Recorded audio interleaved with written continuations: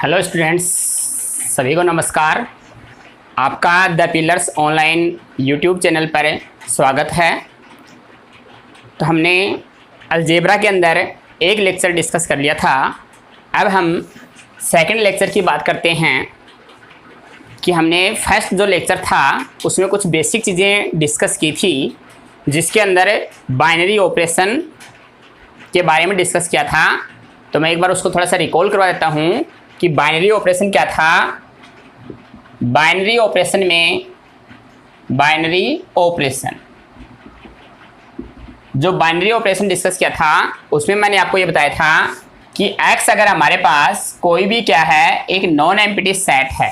पहले हमारे पास क्या होना चाहिए, कोई भी एक नॉन एम्प्टी सेट होना चाहिए। तो x अगर कोई भी एक नॉन एम्प्टी सेट है तो हम फंक्शन डिफाइन करें f x cross x2 x के अंदर, कि एक फंक्शन इस प्रकार से डिफाइन करें तो इस टाइप के जितने भी फंक्शंस बनेंगे उसको हम क्या बोलेंगे, बाइनरी ऑपरेशन बोलेंगे।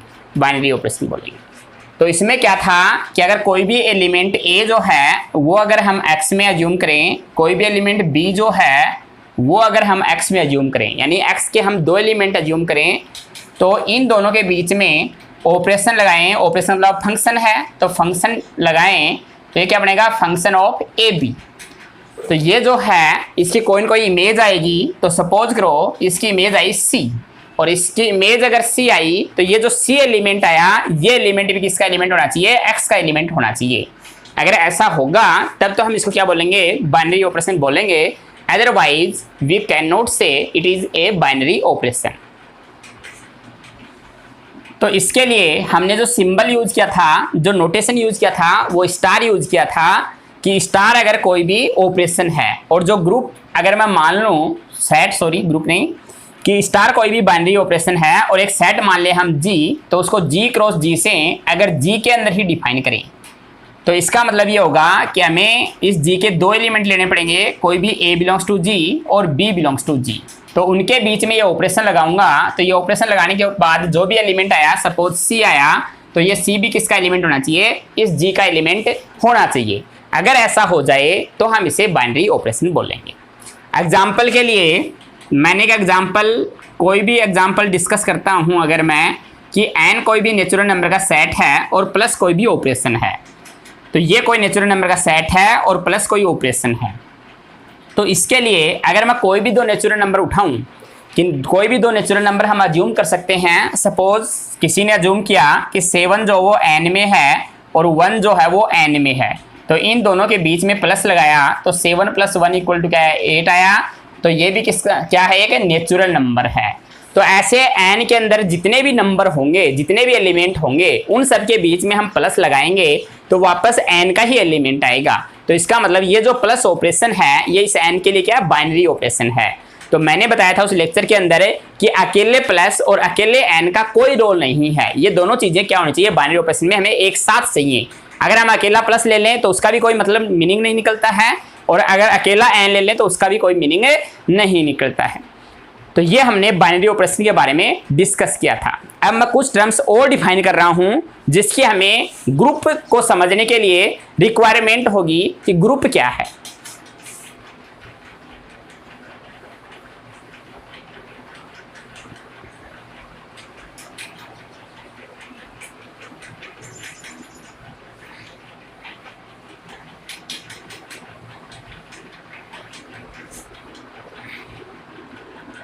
तो अगर मैं बात करता हूं कि कोई प्रॉपर्टी डिफाइन करता हूं जिसको मैं नाम दे रहा हूं G1, क्लोजर प्रॉपर्टी।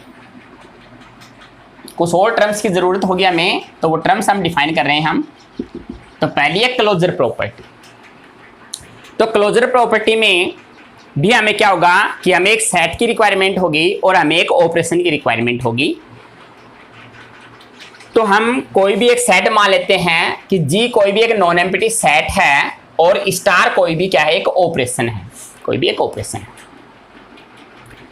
तो ये क्लोजर प्रॉपर्टी जो है ये आपकी बाइनरी ऑपरेशन को ही बोला गया है कि जो बाइनरी ऑपरेशन है उसी का दूसरा नाम जो है वो क्लोजर प्रॉपर्टी है, कि अगर वो ऑपरेशन बाइनरी ऑपरेशन बन जाती है तो हम उसे क्लोजर प्रॉपर्टी बोलेंगे, अदरवाइज नहीं बोलेंगे।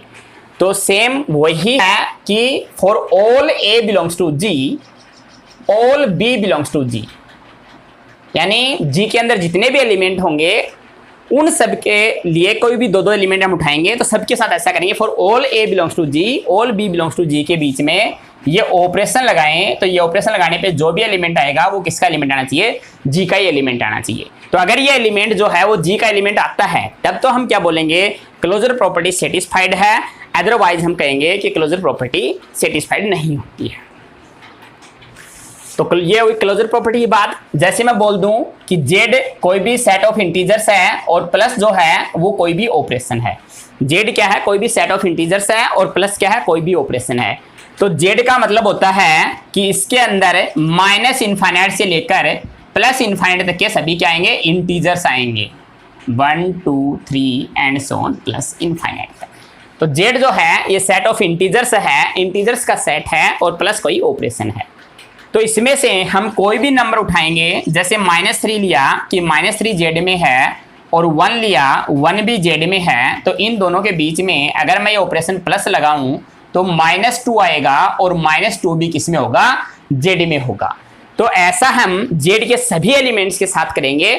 तो ऐसा z के सभी एलिमेंट्स के साथ करेंगे कि z के अंदर जितने भी एलिमेंट हैं, ऐसे कोई और एलिमेंट उठा सकते हो आप कि 2 जो है वो z में है और इधर से मैं -1 ले लूं कि -1 भी z में है, तो 2 प्लस -1 करूं तो क्या आएगा, +1 आएगा। तो ये भी किसका एलिमेंट आएगा, z का एलिमेंट आएगा। तो यानी z के जितने भी एलिमेंट हैं उन सबको ऐड करने पर या माइनस करने पर वापस z के ही एलिमेंट मिलेंगे। इसका मतलब ये जो है, ये जो z है ये इस ऑपरेशन के लिए क्लोजर प्रॉपर्टी जो है उसको सेटिस्फाइड करता है। तो ये हुई क्लोजर प्रॉपर्टी जिसको मैंने G1 नाम दिया है। इसको थोड़ा सा क्रम से ध्यान में रखेंगे तो हमें डेफिनेशन से याद करने में प्रॉब्लम नहीं होगी। वैसे आप कोई भी प्रॉपर्टी पहले लगा सकते हो, लेकिन अगर हम थोड़ा सा सीरियल वाइज याद रखेंगे तो याद करवा देंगे आप लोगों को। तो सीरियल वाइज याद रखेंगे तो आपको कोई तकलीफ नहीं हो। तो ये हुई फर्स्ट प्रॉपर्टी। सेकंड प्रॉपर्टी को नाम देता हूं मैं G2, associativity. Hindi medium students के लिए जिसे साहचर्यता बोलते हैं, थोड़ी बहुत टर्म लिख देता हूं मैं जिससे उनको हेल्प मिल जाए। बाकी तो इसमें तो कोई इंग्लिश हिंदी वाली बात नहीं है, मैथ है, थोड़ी बहुत टर्म्स आपको इंग्लिश में यूज करनी पड़ेगी। तो सेकंड प्रॉपर्टी है एसोसिएटिविटी। तो इसमें भी हमें क्या चाहिए, एक सेट चाहिए, वही नॉन एम्प्टी सेट चाहिएगा और एक ऑपरेशन चाहिए। तो हम मान लेते हैं कि जी हमारे पास कोई भी एक नॉन एम्प्टी सेट है और स्टार कोई भी एक ऑपरेशन है, may be plus minus anything else, कुछ भी हो सकती है ये। तो इसके लिए मुझे कोई 3 एलिमेंट लेने पड़ेंगे जी के। तो मैं 3 एलिमेंट ले रहा हूं कि एक एलिमेंट ए एज्यूम कर लेता हूं जी में, एक एलिमेंट बी एज्यूम कर लेता हूं जी का और एक एलिमेंट सी एज्यूम कर लेता हूं जी का। कि ये मैंने कोई भी क्या किया, 3 एलिमेंट ले लिए जी के। तो हम क्या करें कि ए स्टार बी, पहले ए और बी को ऑपरेशन करवाएं, उसके बाद उसकी सी पर ऑपरेशन करवाएं। कि पहले हम ए और बी के ऊपर ऑपरेशन लगाएंगे, जो भी ऑपरेशन देगा, और उसके बाद तीसरा जो एलिमेंट है उसके साथ उसको ऑपरेट करवाएंगे। तो ये जो वैल्यू है ये इक्वल आनी चाहिए कि पहले हम बी और सी के ऑपरेशन करवाएं, उसके बाद जो भी आया उसकी ए से ऑपरेशन करवाएं।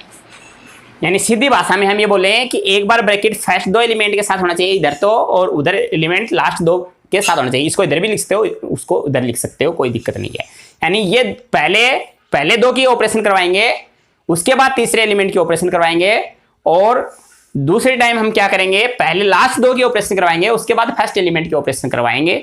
तो अगर ये इक्वल हो जाए, अगर ऐसा हो जाए, किसके लिए, for all ABC belongs to Z के लिए। तो मैंने कोई भी 3 उठाए तो मैं क्या बोल दूं, all ABC belongs to G, कि जी के जितने भी एलिमेंट हैं उन सब के लिए ऐसा हो जाएगा, तो हम उसे क्या बोलेंगे, एसोसिएटिव प्रॉपर्टी बोलेंगे, कि इसमें जो है वो एसोसिएटिव प्रॉपर्टी लागू होती है। तो ये हो जाएगी आपकी एसोसिएटिविटी। जैसे वो आप नेचुरल नंबर का सेट ले सकते हो प्लस ऑपरेशन ले सकते हो। फॉर एग्जांपल के लिए कि हम ये बोल दें कि वही नेचुरल नंबर का सेट है हमारे पास प्लस कोई भी ऑपरेशन है, तो कोई भी 3 नंबर उठाओगे कि आप 2 ले लिया हमने n में से, 3 ले लिया हमने n में से, और कोई भी 5 ले लिया हमने n में से। तो पहले हम 2 और 3 को प्लस करवाएंगे, क्योंकि ऑपरेशन अब स्टार की जगह क्या हो गई, प्लस हो गई। उसके बाद उसमें क्या करेंगे, 5 प्लस करेंगे। तो पहले इसमें क्या होगा, ये ब्रैकेट वाली चीज सोल्व होगी।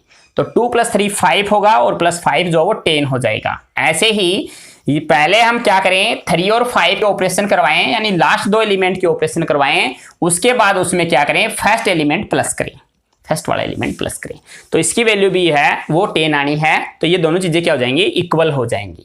तो n के जितने भी नंबर उठाएंगे उन सब के लिए ऐसा हो जाएगा। तो इसका मतलब n में जो प्लस ऑपरेशन है वो एसोसिएटिव प्रॉपर्टी को सेटिस्फाई करती है। तो ये हो जाएगी एसोसिएटिव प्रॉपर्टी। तो हम बार बार इनको हमें सोल्व करना पड़ेगा। तो प्रॉपर्टी थोड़ी सी आपको ध्यान में रखनी पड़ेगी कि क्लोजर प्रॉपर्टी क्या है, एसोसिएटिव प्रॉपर्टी क्या है। अब हम बात करते हैं थर्ड प्रॉपर्टी की, जिसको मैं बोल रहा हूं G3 बोल दूं।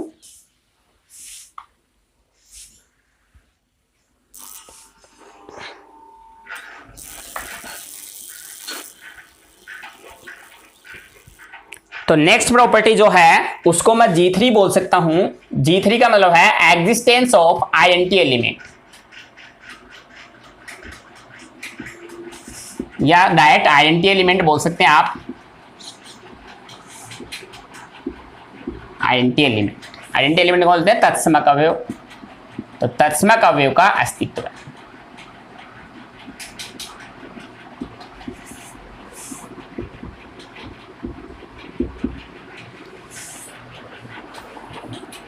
तो इसका मतलब क्या है कि इस प्रॉपर्टी का मतलब ये है कि इसमें हमें वही चाहिए कि G कोई भी एक नॉन एम्प्टी सेट है, और स्टार क्या है, कोई भी एक बाइनरी ऑपरेशन है, तो ये प्रॉपर्टी कहती है कि for all A belongs to G, यानी A के अंदर जितने भी एलिमेंट हैं उनके लिए there exist E belongs to G such that A star E करने पर वापस A ही आ जाए, या E स्टार A करें हम तो भी क्या है, A ही आए। कि G के जितने भी एलिमेंट होंगे उन सब के लिए मुझे G में एक एलिमेंट ऐसा मिलना चाहिए जिसकी उन सब एलिमेंट से ऑपरेशन करवाने पर वापस वही एलिमेंट आए। अगर ऐसा हो जाएगा तो इस E जो है, इस E को हम क्या बोलेंगे, आइडेंटिटी एलिमेंट बोलेंगे। ये जो E है ये क्या है, आइडेंटिटी एलिमेंट है।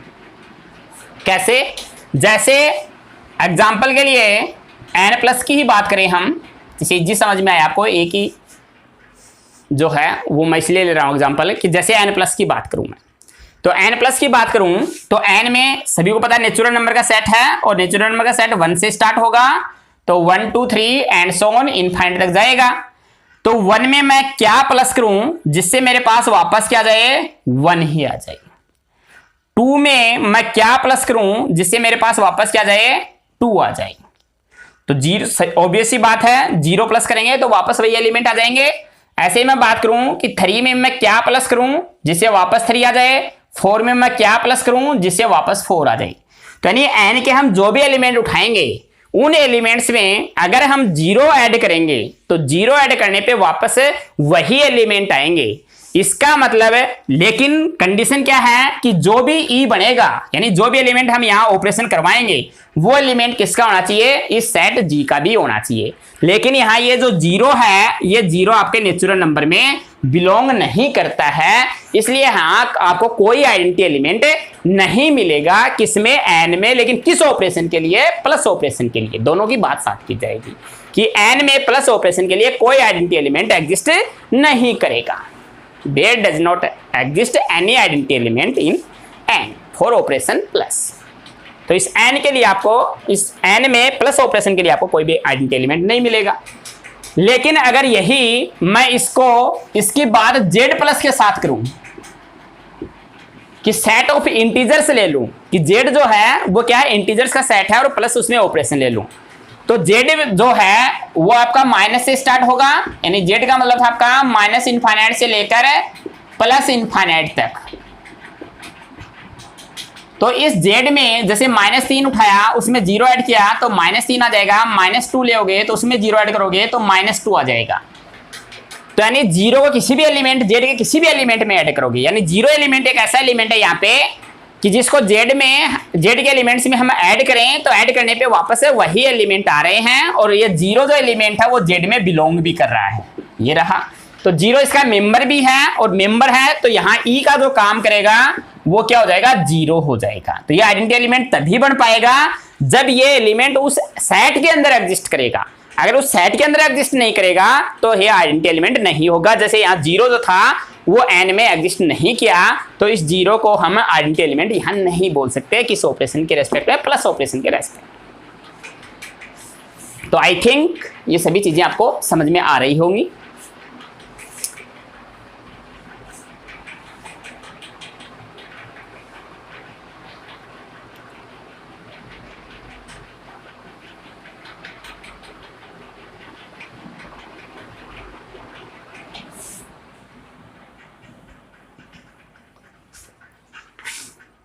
अब बात करते हैं हम ऑपरेशन नंबर G4 की बात करता हूं। इनवर्स एलिमेंट बोल सकते हैं इसको, एग्जिस्टेंस ऑफ इनवर्स एलिमेंट, यानी प्रतिलोम अवयव।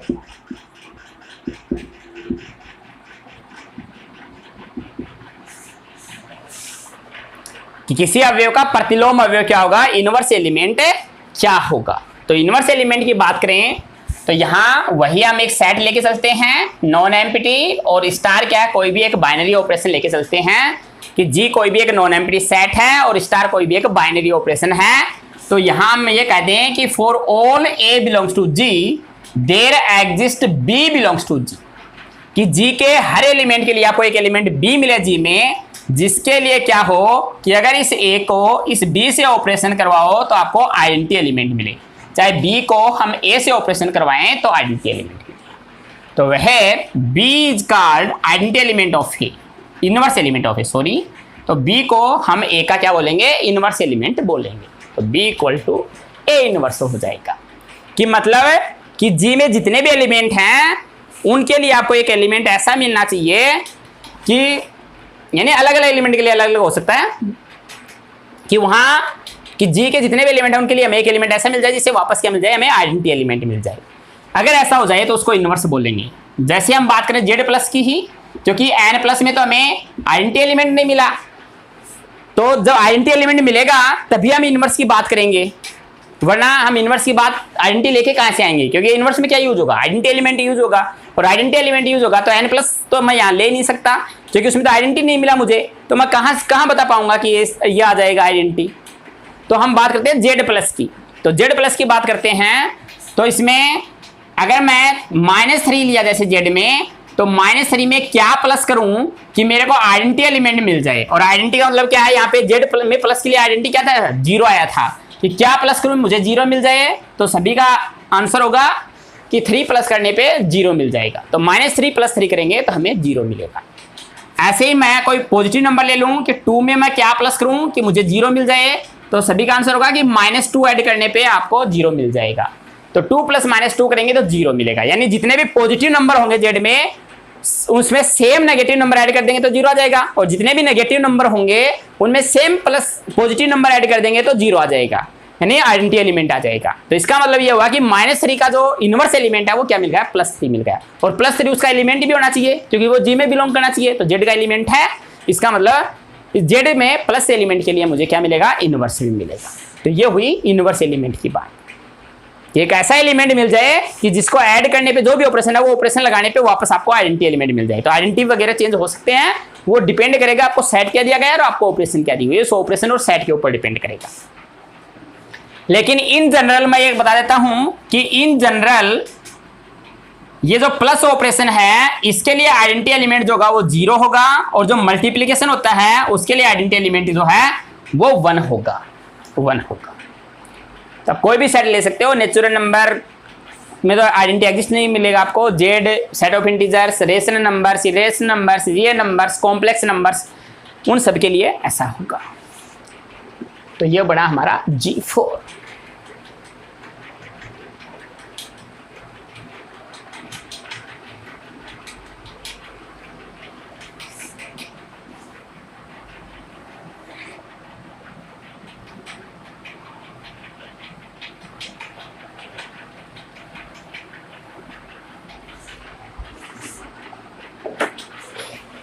अगली प्रॉपर्टी है G5 कम्यूटेटिव प्रॉपर्टी।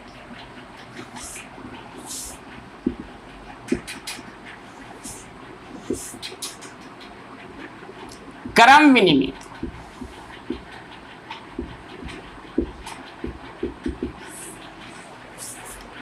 तो कम्यूटेटिव प्रॉपर्टी ये बोलती है कि A star B equal to क्या होना चाहिए, B स्टार A होना चाहिए for all AB belongs to G के। यानी G में अगर दो एलिमेंट लोगे कोई भी, वो G और स्टार की बात कर रहा हूं मैं अब कॉमन, कि कोई भी G के दो एलिमेंट लोगे तो चाहे आप A स्टार B करो, यानी पहले A लिखो उसके बाद B लिख के ऑपरेशन कराओ, या पहले B लिख के उसके बाद A लिख के ऑपरेशन करवाओ, आपको A star B equal to क्या मिलेगा, B स्टार A। अगर ऐसा हो जाए कि दो दो एलिमेंट ले और उनको कैसे भी ऑपरेशन करवाओ वो सेम आए, तो हम कहेंगे कि ये कम्यूटेटिव है, यानी इनका ऑर्डर चेंज करें, हम क्रम चेंज कर रहे हैं, क्रम चेंज करने पे भी इनमें कोई चेंज नहीं हो रहा, इसलिए इसका नाम क्रम विनिमयता, यानी क्रम बदलने पर। अगर एलिमेंट्स का आप क्रम बदल दोगे तो भी वो चीजें क्या आएंगी, इक्वल आएंगी, इक्वल आएंगी। इसका मतलब अगर ऐसा हो जाए तो उसे हम क्या बोलेंगे, कम्यूटेटिव प्रॉपर्टी बोलेंगे। तो ऐसा जी के हर एलिमेंट के लिए होना चाहिए, यानी जी में जितने भी एलिमेंट हैं उन सबके लिए ऐसा होना चाहिए। अगर किसी दो एलिमेंट के लिए भी नहीं होगा तो ये प्रॉपर्टी फेल हो जाएगी। तो ये पांच प्रॉपर्टी मैंने डिस्कस की हैं, ये 5 प्रॉपर्टी आपको समझ में आनी चाहिए, इनको आपको ध्यान में रखना है। अगर ये ध्यान में रहेंगी तो आपको चीजें इजीली समझ में है। अब हमने ये जो भी 5 प्रॉपर्टी पढ़ी हैं, इनके आधार पे हम कुछ डेफिनेशंस डिस्कस कर रहे हैं। तो जिसमें पहली डेफिनेशंस मैं ले रहा हूं अलजेब्रिक स्ट्रक्चर,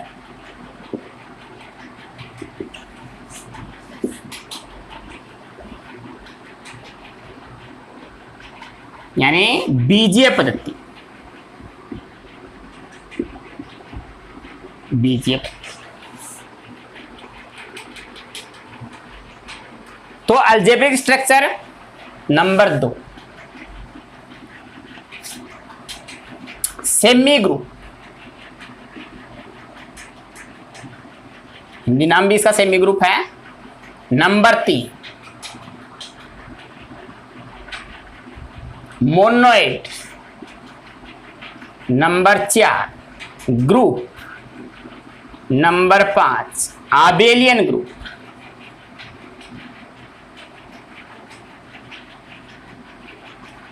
तो देखो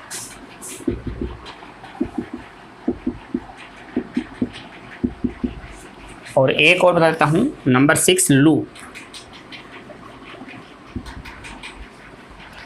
6 डेफिनेशंस हैं जो आपकी इजी वे में तैयार हो जाएंगे अगर वो 5 प्रॉपर्टी आपको ध्यान में रहेंगी। तो अलजेब्रिक स्ट्रक्चर का मतलब है कि अगर मेरी जो प्रॉपर्टी G1 है वो सेटिस्फाइड हो जाए, यानी G1 का मतलब है क्लोजर प्रॉपर्टी। अगर कोई सेट दिया हुआ है, इन सब में मैं सेट माना हूं, G कोई भी एक नॉन एम्प्टी सेट है और स्टार कोई भी ऑपरेशन है, तो जिसमें पहली प्रॉपर्टी अगर सेटिस्फाइड हो जाए, यानी G1 जिसको मैंने बोला है, G1 मैंने क्लोजर प्रॉपर्टी को बोला है, यानी जिस सेट के अंदर क्लोजर प्रॉपर्टी सेटिस्फाइड हो जाएगी उसको हम क्या बोलेंगे, अलजेब्रिक स्ट्रक्चर बोलेंगे, अलजेब्रिक स्ट्रक्चर बोलेंगे। दूसरा सेमी ग्रुप। सेमी ग्रुप का मतलब है कि जिसमें G1 और G2 प्लस G2 बोल देता हूं मैं, कि जिसमें पहली और दूसरी प्रॉपर्टी सेटिस्फाइड हो जाएगी उसको हम क्या बोलेंगे, सेमी ग्रुप बोलेंगे। पहली प्रॉपर्टी थी क्लोजर प्रॉपर्टी और दूसरी प्रॉपर्टी एसोसिएटिव प्रॉपर्टी, यानी जिसमें पहली और दूसरी प्रॉपर्टी सेटिस्फाइड हो जाएगी उसको हम क्या बोलेंगे, सेमी ग्रुप बोलेंगे। तीसरे नंबर पे लिखा मैंने मोनोइड। मोनोइड का मतलब है जिसमें पहली, दूसरी और तीसरी प्रॉपर्टी सेटिस्फाइड हो जाएंगी उसको हम क्या बोलेंगे, मोनोइड बोलेंगे। वैसे डेफिनेशन के तरीके से बुकों में लिखी रखी है, तो वो बुकों में लिख रखी है, आपको एग्जाम में लिखने के लिए आपको चीजें ध्यान में रहेंगी तब तो लिख पाओगे। तो इसलिए मैंने उसको शॉर्ट वे में बना रहा हूं कि आपको पहले मैंने वो कंडीशंस डिस्कस कर दी कि ये 4-5 कंडीशंस हैं, ये ध्यान में रखो। अब उनको मैं शॉर्ट में G1, G2, G3 बोल रहा हूं, तो आपको G1 बोलते हैं आपको ध्यान में आना चाहिए क्लोजर प्रॉपर्टी को बोल रहे हैं, G2 बोलते हैं आपको ध्यान में आना चाहिए कि हम एसोसिएटिव प्रॉपर्टी की बात कर रहे हैं, G3 बोलते हैं आपको ध्यान में आना चाहिए कि हम आइडेंटिटी एलिमेंट की बात कर रहे हैं। जिसमें आइडेंटिटी एलिमेंट तक की प्रॉपर्टी सेटिस्फाइड हो जाएंगी तो उसको हम क्या बोल देंगे, मोनोइड बोल देंगे। और इस मोनोइड में एक प्रॉपर्टी और ऐड कर दें, यानी G1 तो होनी चाहिए, उसके साथ G2, उसके बाद G3, उसके बाद G4। अगर ये चारों प्रॉपर्टी सेटिस्फाइड हो जाएंगी तो उसको हम क्या बोल देंगे, ग्रुप बोल देंगे। यानी जिसमें closure property, associative property, identity element और इनवर्स एलिमेंट वाली 4 प्रॉपर्टी सेटिस्फाइड हो जाएंगी तो उसे हम क्या बोल देंगे, ग्रुप बोल देंगे। आबेलियन ग्रुप में पांचों property G1 plus G2 plus G3 plus G4 plus G5, ये पांचों प्रॉपर्टी सेटिस्फाइड हो जाएंगी तो उसको हम क्या बोल देंगे, आबेलियन ग्रुप बोल देंगे। और लास्ट है लूप, ये आपको अलग से ध्यान में रखना है कि पांच प्रॉपर्टी डिस्कस की थी मैंने, तो लगातार वो पांचों चीजें ध्यान में रखनी है। पहले नंबर पे अलजेब्रिक स्ट्रक्चर आएगा, दूसरे नंबर पे सेमी ग्रुप आएगा, तीसरे नंबर पे मोनोइड आएगा, चौथे नंबर पे ग्रुप आएगा, पांचवें नंबर पे आबेलियन ग्रुप आएगा। अब बात करते हैं हम लूप की, तो लूप के लिए G1 और G3 कि G1 और एंड G3 और नहीं and G3, G1 and G3 दोनों प्रॉपर्टी अगर सेटिस्फाइड हो जाएंगी तो उसे हम क्या बोलेंगे, लूप बोलेंगे, लूप बोलेंगे। तो हम कोई भी एग्जांपल उठा के उनमें चेक करेंगे प्रॉपर्टी, तो जो जो सेटिस्फाइड करता जाएगा वो बनता जाएगा, और कोई भी एक फेल हो गई तो वो नहीं बनेगा। तो ये आपको क्रम से ध्यान में रखना है। तो देखो आपको कैसे ध्यान में रखने क्रम से कि प्रॉपर्टी ध्यान में रह जाएंगी कि पहले नंबर पे क्लोजर प्रॉपर्टी, दूसरे नंबर पे एसोसिएटिव, तीसरे नंबर पे आइडेंटिटी एलिमेंट, चौथे नंबर पे इनवर्स एलिमेंट, पांचवें नंबर पे कम्यूटेटिव प्रॉपर्टी। इनको याद रखने के लिए मैं आपको एक फॉर्मूला बना देता हूं छोटा सा। पहला ए से स्टार्ट हो रहा है, दूसरा एस से स्टार्ट हो रहा है, तीसरा एम से स्टार्ट हो रहा है, चौथा जी से स्टार्ट हो रहा है, पांचवा ए से स्टार्ट हो रहा है। देखो कैसे याद रखना आपको, ए का मतलब है अलजेब्रिक स्ट्रक्चर, एस का मतलब है सेमी ग्रुप, एम का मतलब है मोनोइड, जी का मतलब है ग्रुप, और ए का मतलब है आबेलियन ग्रुप। ग्रुप के बाद क्या आएगा, अगर वापस आए तो आबेलियन ग्रुप। पार्टी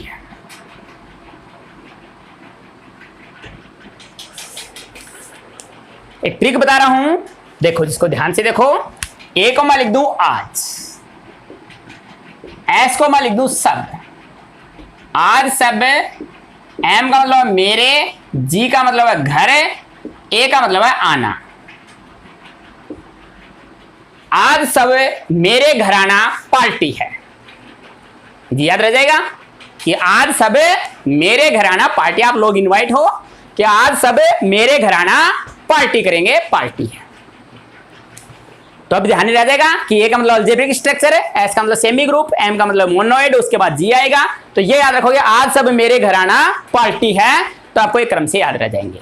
तो इनके साथ वो प्रॉपर्टी ऐड कर दोगे तो आपकी 6 की 6 डेफिनेशन इजी वे में ध्यान रह जाएंगी। तो आज के लिए इतना ही, इसके बाद करेंगे हम नेक्स्ट लेक्चर में।